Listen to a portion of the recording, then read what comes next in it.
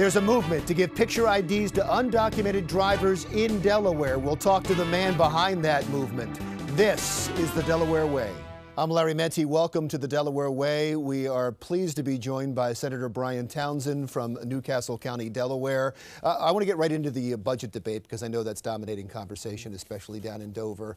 The governor looking for extra money. A couple of things I wanted to find out if you think they have a chance of passing.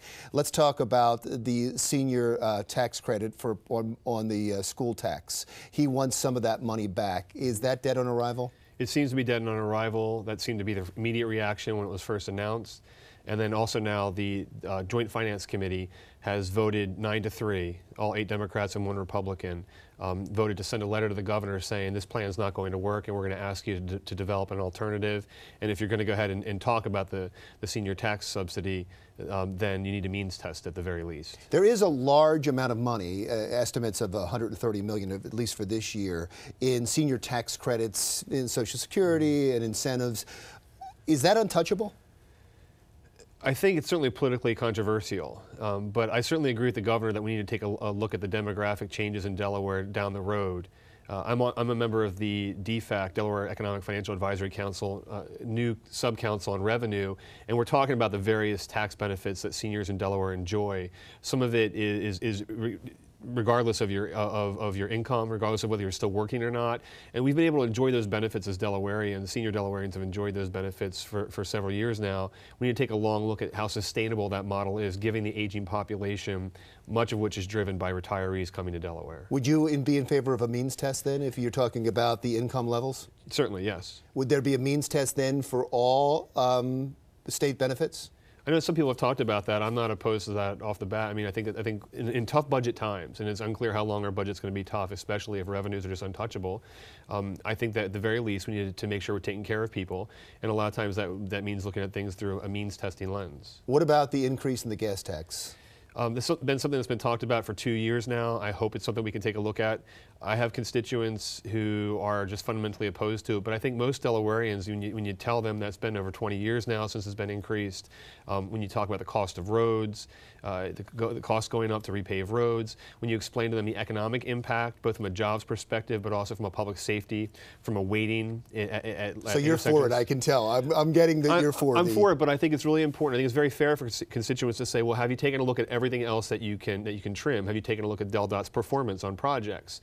Have you taken a look at different ways of doing business within DelDOT to maximize cost efficiencies? They want us to do that, so I'm working on efforts to do that as well. It's very fair of them. I think it's also very fair of all people, and this isn't a partisan issue, to say, well, if we're going to fund, if we're going to have a gas tax increase to fund our transportation trust fund, how can we be sure that we're not going to continue to dip into that transportation trust fund for operational purposes? I think that's very fair for people to ask, and that's something that we need to transition away from doing. We've been doing it for many years now.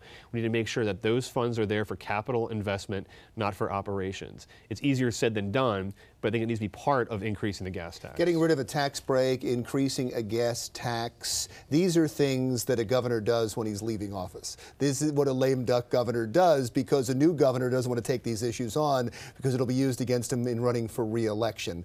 But also he has less power to get those things through for the exact same reason. Do you see either of these things going? And if not now, do you ever see a new governor bringing these up? For the reasons that you mentioned, I wouldn't be surprised if a new governor would not make it part of his or her initial agenda. But I think that people on both sides of the aisle, from what I've heard and from the conversations I've had, don't disagree with the fact that we need to do something. And we've been sort of living, the budget the past few years have been kind of put together with scotch tape and bubble gum. It's been very, very tough. And to the extent anyone wants to make these kinds of things a partisan issue, I haven't heard a Republican in my over 2 years now down in Dover. I've not heard a Republican present any kind of meaningful, concrete proposal about cutting costs. I think when it comes to revenues and it comes to transportation, infrastructure, investment and revenues, everyone realizes we have not been keeping pace with our needs for many years now. I think people are also starting to realize if you don't fix it now, you're going to have to fix it later at a higher cost. So the smart investments, the good policy is to fix it now. No one's disagreed with the need for more revenues that I've heard, especially in the past year. It's been much more about how do we do it. Right. I want to get to some of the things that you're talking about. I appreciate you taking the time to talk about the budget as well, but I know you had some specific issues that you did want to talk about. Unclaimed property is an interesting one because I always thought that there was a way in almost every state to go out and claim unclaimed property if it belonged to you. Are you saying there's a problem in Delaware? No, what I'm saying is that Delaware, and this also goes to revenues, for many years now we've been the beneficiary of the way that unclaimed property works across the United States. And that is to say that over the past few decades there's a few U.S. Supreme Court opinions that make it clear that when companies have unclaimed property on their books, and particularly when you don't know who that property belongs to, by default, that property is sheeted, is sent back to the state of incorporation.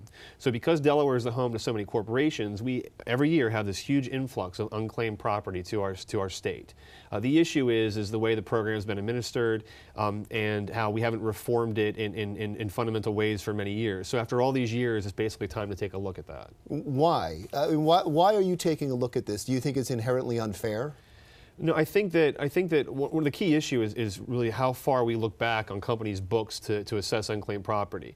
Now, there have been some companies, I think, that have been trying to comply with their obligations, and officially on the laws on the books now say, oh, we can look back to 1981 or 1986 to say, all these years you haven't paid enough, we're gonna send you a bill now, essentially.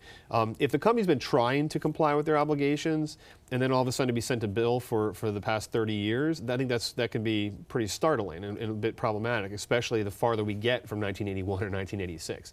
But for the companies that have not been even trying to comply with their obligations, there are some large companies that clearly have unclaimed property on their books, and they haven't even sent us anything over the past many years. That's the issue of how do we change the law so it's more fair for the companies that are trying to comply with their obligations, but we don't create this sort of forgiveness window for companies that have continued each year. Despite outreach from the state, they've continued not to comply with their obligations. You know, we jumped into the weeds of the issue without talking about the problem. Why is this important? Well, it's important because it's a huge revenue source for the state of Delaware. It's one of our top 3 revenue sources. And so to the extent that some companies are saying, well, Delaware, we think it's unfair for you to ask us for several decades worth of unclaimed property, we're going to challenge you in court. And so to the extent that a court decision could fundamentally change this system in Delaware, could change one of our top 3 revenue sources, it's a very important issue for Delaware to take a look at it and figure out how to make sure that the program is set up in a fair way.